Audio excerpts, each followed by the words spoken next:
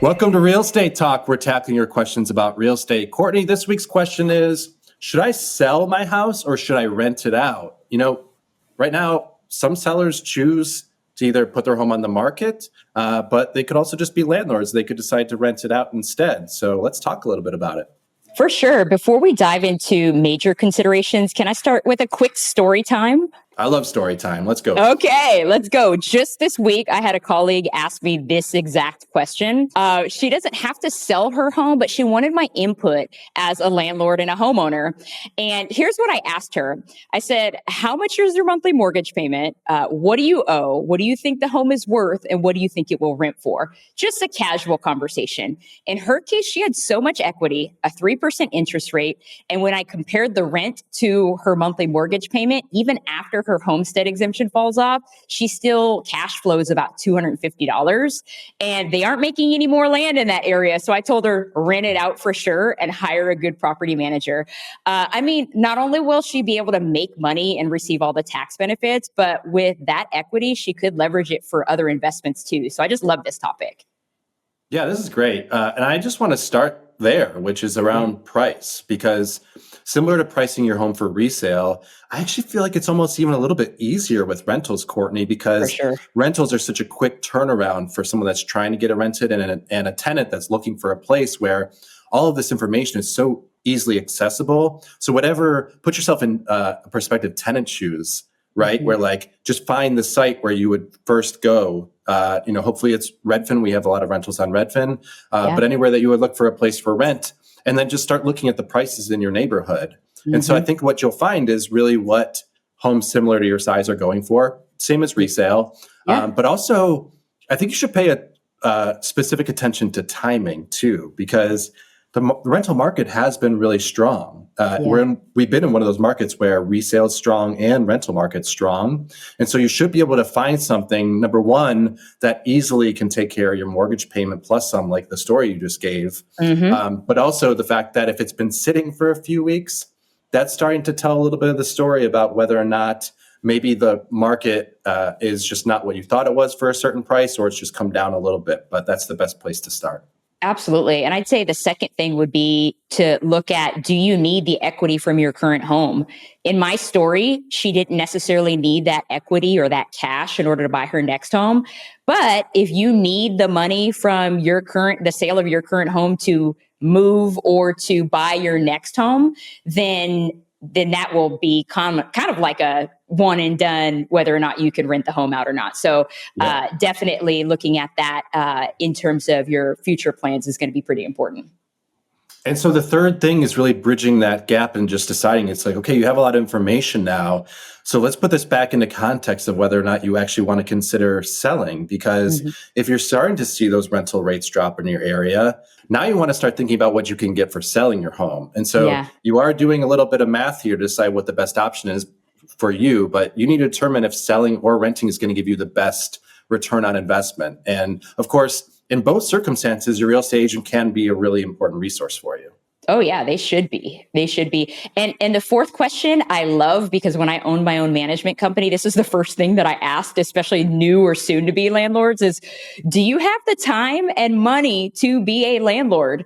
I mean, landlords are responsible for making major repairs to a house if things come up, like broken pipes and AC systems or structural damage. If you don't have the funds to cover these repairs, you could end up in a bind. And not to mention, there's specific laws in place to protect tenants. And so make sure you're aware of those laws in your area. And you also need to be aware of course, fair housing laws to just make sure you don't violate them and that you're in total compliance. And so the question you want to ask is, do I need to hire a property manager? Mm-hmm. This is a topic that's close to both of us, Courtney. We've both been property managers before. Oh, yes. And also back to your point, there's this sort of saying that was going on in the back of my mind, which is like, there's no such thing as a perfect tenant. Yeah. And that's really just because I wouldn't be either. We're humans, we're flawed, and houses are flawed. Things come up. Mm-hmm. But you could hire a property manager to help you with these things, whether it's vetting and collecting the rents, taking applications for it, repairs and maintenance on your behalf. Late at night, they would call a property management company instead of getting you out of bed. So usually property managers would collect maybe a portion of the rent. Obviously, people charge different rates, so you want to shop that around too. But they can also work with local agents and host open houses for tenants and things like that, and quickly run background credit checks. There's some technology that can help with that as well.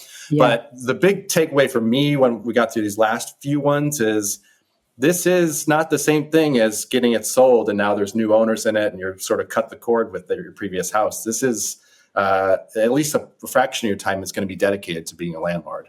For sure. And, in my experience, some new landlords, they're like, nope, I want to save the money. I don't want to hire a property manager. And so ultimately it's your choice, but think of the peace of mind component. Like there's a peace of mind, quality of life value.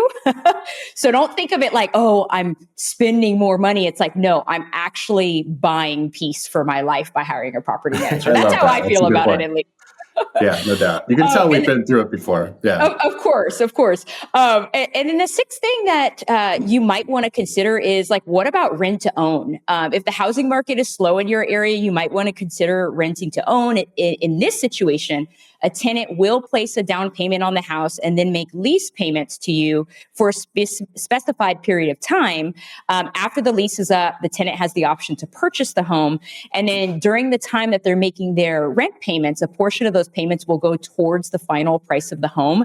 But if I'm honest, I personally, this is me, Courtney, don't love the idea of rent to own, particularly in my state, the state of Texas. But every state has different laws. And so it's really important that you understand what the laws are in your area before you decide if rent to own is a route you want to take. And so I would just wrap with the question of what makes a rental property a good investment. And it's pretty similar to the resale too, I think, Courtney, which is the house in good condition? You could think about some minor repairs too, similar to getting ready to sell, whether it's fresh coat of paint, like even small things like switching out the outlet covers in the property, just things that can freshen it up, carpet cleaning, replace the carpet and things like this. But location. Really, that's always going to be the biggest driver of any value too.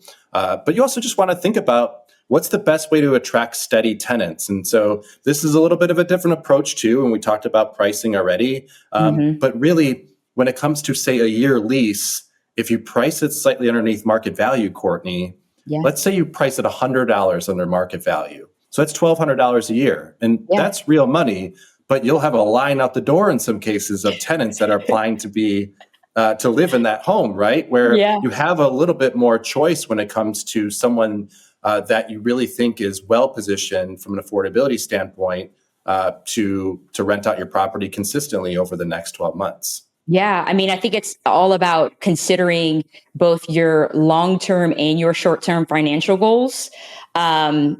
Will help you understand if it's a good rental property to have. I mean, Joe, you know how I feel about rentals and being a landlord. I'm a huge fan of this type of asset.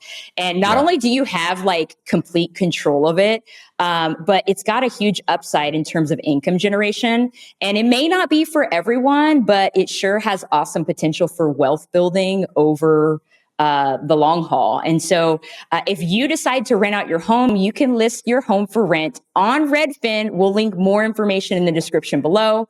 Thanks so much, Joe, for your insight. We'll be back soon for another episode with tips to help you navigate the world of real estate. Let us know in the comments what additional questions you may have. We'll tackle them on a future episode. And be sure to like and subscribe to our channel for lots of awesome upcoming content. We will see you guys next time.